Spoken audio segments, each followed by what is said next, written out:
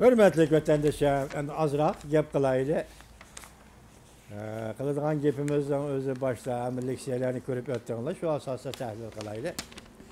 Avval gapni Irandan boshlayli. Siz shunda o'ylanki, ham shunda faraz qilinki va shunda pokistonlikqa erishdingizki, hurmatli vatandoshim, İran bilan Chavshanning o'rtasidagi munosabat, masalan, atom yadro qurollari munosabati to'g'risida İrandan texnika oldi degan gaplar to'rbattirga chiqqan edi. Demek hazır Çavuşan meselesi bilen İran meselesi o'rtasida bir bağlanış bo'lmaydi. Babar. İkinci, hazır qaraymiz ki Cungo hükümeti o'rta Sharqqa singib kirish uchun İranni 10 qanotga aylantirdi. O Sharqi Shimoli Osiyada Chavshanni ko'tarib chiqdi. Ya'ni Chavshanni yadro atom qurollari bilan Amerika Qo'shma Shtatlarga jumladan butun dunyoga tahdid salalaydigan bir o'ringa ko'tarib chiqdi. Yuqorida pash qilingan hujjatni ko'rdik. Nima dedi? Agar Chavshan raketa yoki yadro qurollarini sinab qilishni to'xtatsa, biz Azatlık armiyanın en ilgar texnikalik raketa texnikisi bilan ta'minlaymiz. Ko'rangmi gap. Demek hazır o'rta Sharq singib kirish uchun Xitoyning İran, Sharq Shimoli Osiyada Yaponiyaga va Amerika qatorliq demokratik davlatlarga yadro propozisi ishiltish uchun Chavshan. Bu Jungoning ikki qanoti. Şunlaşqı bugün İran'da buluyotgan namoyish İran hukumatining yaqindan bir geçtir yoki 10 yildan bir geçtir. Mesela Amerika Qo'shma Shtatlari 2001-yilda Iroqqa kirdi, Saddam Mustabid hokimiyatini ag'dirdi. Shuningdan keyin İran hukumati Iroqda o'zining shiyalarini qo'llab, shiya mazhabi bilan Iroqning ichki ishlariga aralashib, u yerda amonchilik, tinchlik va osoyish xavf bo'lgan bir turmushni yaratishga Iroq xalqining to'sqinlik qildi. O uzundan bir Arabistonning ichki ishlariga aralashib keldi. Arabistonda ichki malavanchilik paydo qilmoqchi bo'ldi. Yaqinda Yamandan qo'yib berilgan Husniy qurolliqlarining raketasi Riyodga, Arabistonning aeroportiga kelib tushdi. Yamandagi Husniy qurolliqlarini qo'llab kelayotgan İran edi. Demek İran en ahırki hesapta Beşer Asad hakimiyetini qo'llab keldi. Belki Rusya bilan birleşip qo'llab keldi. U yerda Şiya kuchlardan qurolliqlarni tashkilladi. Demek hem Suriye ishlariga, hem Iroq ishlariga, qisqasi İran o'rta Sharq ishlariga aralashdi.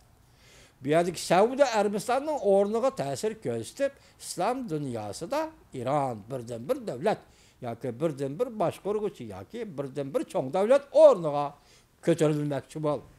Bu jarayonda u Rossiya bilan birlashdi. Bo'ldi, Rossiya bilan bo'lgan ittifoqligini yoki yaqinchiligini bir tabiiy holda edi, lekin İran Xitoy hukumati Xitoy davlati bilan hamkorlashdi desam bo'ladi. Hozir Xitoy bilan bo'lgan İranning munosabati qaysi ekanligini ma'lumotlar yo'q yoki material yo'q birdim deyolmaymiz. Shu darajaga yetdi. Şuna biz bugün şahsen ben bir Uygur bulaşıptım bilen İran'ın içindeki namayişini kollayım. Bu namayiş ahırı ne mi dedi? Ahır dolap çıkavak dedik ise otur Sharq işleriga aralashmadi. Beşer Asad'la kollamadı dedi. Endi xalqaro jamiyat nima dedi? İran, mesela Amerika Qo'shma Shtatlarining siyosiy yo'lları nima dedi? İran hozirgacha otur Sharqda zo'ravonlarni qo'llab kelgan davlat dedi.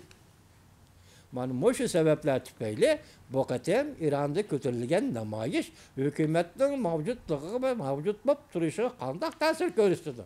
Uni oldimizda ko'ramiz, lekin biz ham İrandagi namoyishni, İran xalqining namoyishini qo'llaymiz. Endi o'tirib tursin, ikkinchisi hozir Jungoga keldi. Biz boshda nima dedik? Rais Xi Jinping armiyaga buyruq va tarbiya shaklida nutq so'zlaydi. Bu adam yangi yilda, bu rais yaga kechiringlar. Bu rais yangi yilda tuyuqsizlar harbiy formalarni kiyib chiqdi. Harbiylarning o'rtasida paydo bo'ldi. Bugunlarda yana bir surat keldiki, hozir rais Xi Jinping qo'liga yerim avtomatik miltiqni olib, nimanidir birini qarini nishonga oldi. Aynı çağında mavuzluğumu şunda miltiqni qo'liga olib, nishonni qoralagan edi. Bugün Reis Xi Jinping'e mültükünü kolu alıp nişanlı karılı dedi. Endi yana bir vaziyetga qarayli. Zaten bir yerde sual koyaylı. Reis Xi Jinping'in neme dedi istibanın yuqorida 1929 yılı ve 1930 yılda Germaniyani qandaq ko'rsan bugün Cungoni shundaq ko'rishing kerak. Şu vaqtlarda 33 yıllarda Hitler siyasi sahneye chiqqandan keyin nima söz bo'ldi? Germaniyada birinchi bo'lib jo'yishdagi zarbat, qo'lliq qo'lini jo'yish xalqiga uzatdi. Bugün en ahırkı bir yılda yani ötken yılı 2017 yılının 3. aylardan başlap Uyguristan'da zor kölemli kol kılış. Mesela aynı çağda Germaniyada Hitler Yahudilerini zor kölemde kırgan, Joyishlarni zor kölemde kırgan kılışa kol kılışını başlagandak bu katem bu hakimiyet çünkü hükümetimi Uyguristan'da müstemlik Uyguristan'da zor kölemde kol kılış. Balalar dep ayırmay, ayallar dep arlamay, ayırmay, qerlar dep ayırmay, zor kölemde tutkun kılış. Neme yepek türme, neme eçek türme, ameliyatı bulanın hemmisi Germaniya, Avrupa'da caylarda kurgan yığıveliş lagırı. Joyishlarni yığıveliş lagırı okşar. Aynı vaxtki Avrupa'daki Joyishlar Hitler'nin qandaq zarbisi uçurgan bolsa, bugün Asya'da, O'rta Asya'da Uygurlar Xitayning zo'ravonligi shundoq duchor bo'lyapti. Hech qanday farqi yo'q. Ish pishsa, tushdiki, hargiz kemib qolmadi. Endi yaqindan bir 2 kundan bir o'ylayman va ko'ryapmizki, Hindiston bilanki bo'lgan o'rtadagi munosabatda yana bir davolg'ish o'tirg'i chiqyapti. Mesela ötken doklamur ayına kirgen Xitay armiyasi qurilish qilaman deb, bu da endi Xitay tilidagi zangdan Janubiy Tibet, Hindiston tilidagi Arunachal o'lkasi ko'rib, askarlari 200 metrda ishkirlab ko'rib, bu yerda qurilish qilishga taraddud qilyapti. Hindiston bunga norozilik bildirmadi, lekin gazetada Hindiston bu ishlarni pash qildi. Demek sen bugün, çünkü 11. ayının ahırda, ötken 11. ayının ahırda yukarı derecelik rehberin Yangjechini Hindistan'a battın. Hindistan'da nemi çığıranın teşvikini qoğdaş doğrusu çünkü söhbet kılıp geldi. Bugün yeni aldın mı? Çizemedin mi? Çizemeyivatkan bir mesele nime? Yanılı Tibet meselesi mi? Yaka başka mesele mi? Yeni aldın mı? Çizemedin mi? Bugün işte qaraymiz ki Düngo Ganazar tor bitide mandak bir yazma ilan kılın. Bu yazmanın aptori Hong Boşu makalığa 2018 yıl ecel yetip keladigan Jungo dep mavzu koyulgan. Bu Jungo Ganazar tor bitide 2018 yıl 1. ayının 4. günü ilan kılın.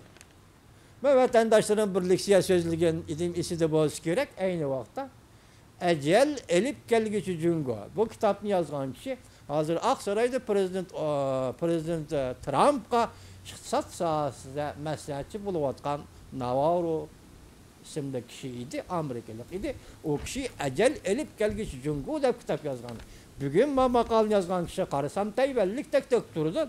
Bu kişinin de bezitli ise Ecel yetip gelgen Jungo. Endi Jungo başkaları ecel elip geldi demez, ecel Jungo'ya yetip geldi dep mayt uzun makali iken. Endi vaktin geçse ulguralsan tercüme qilib vatandaşlarga tunuşturuşum mümkün. Lekin bu makalının en ahırdaki bir cümle sözü beni oylandırıp koydu. Hem vatandaşlarım şu oyunu beni oylandırıp koygan bir meseleni yetkizmekçi oldu. Mesela nime deydi en ahırda? Bargan sırı xatarga yüzlenadigan. 2018 yılıga kirgende. Ötken yılı 12. ayda Dalai Lama muhbirinin ziyaretini kabul kılgandı mundaq dedi. Ötken yılı 12. ayda Dalai Lama muhbirinin ziyaretini kabul kılgandı mundaq dedi. Men Lixasaga qaytishim kerak. Çünkü afat pat arada yetip keladi. Dalai Lama mundaq dedi. Men Lixasaga qaytishim kerak. Çünkü afat pat arada yetip keladi. Hürmetki sazavər Dalai Lama tuyuqsuz bundaq gap qilib qaldı. Budda rahip bolgan bu kişi Tayvan halkını hoşyar buluşqa aydakçılık kılıvatanda. Demek Dalai Lama tuyuksuzdu, muşu gepti kıldı deydi Tayvanlık aptur. Biz hem şunda his kılaylı tuyuksuzlar. Ese Dalai Lama lihasa qaysı bir siyasi memuri birlik elip Cüngölün kilişim hasıl kılıp muşunda qaytıp barıdı da biraz kıyğantık. Hazır Dalai Lama bir endişi işçide kalgandak. Nemi deydi? Balayı afet yakında yetip geldi. Ben şunun için lihasa qaytışım gerek. Demek ben Tibet bilen lihasada hükmürallık kılıp atkan Xitay hükmürallık oturusuydu ki ziddiyetlik münasibetlerini bir taraf kılışkı benim yardımım tigidi. Belki bir yerde zoruvallıkның aldın iliş meselesi vardı. Şunu ben Tibet'e ciddi qaytışım gerek deptu Dalai Lama. Endi biz bulanım koyup duraylı. Biz başta iktisat doğru sözlep geldik. Cungo'nun şirketi Ali Baba, şirket hocayını mayun Amerika'da umutsuzluk gördü. Ahırdaki makalda gördük, siyada gördük. Amerika Koşmuş Ştatları Cungo oturusunda 2018 yılı Saudi uruşu partlaydı dedi. Şundakla Kennedy nimi dedi. Kennedy bu tetkikatçı adam nimi dedi. Çavşan meselesi tüpeyli. Yadro kuralları ve başka meseleler tüpeyli. Endilikte Amerika Koşmuş Ştatlarının Cungo'ya qaratqan stratejik iktisat siyasi herkes özgermeydi. Mesela tek ettinler mi hürmetlik vatandaş ya? Şundinlar müşrikim benim düşünüşümçe boğa vaxtda endi gapni nemi deymiz desek, Çavşan meselesi deymiz, o mesele deymiz, yana başka meseleleri sözlep ekeldik, uları deymiz. Lekin ahir hesap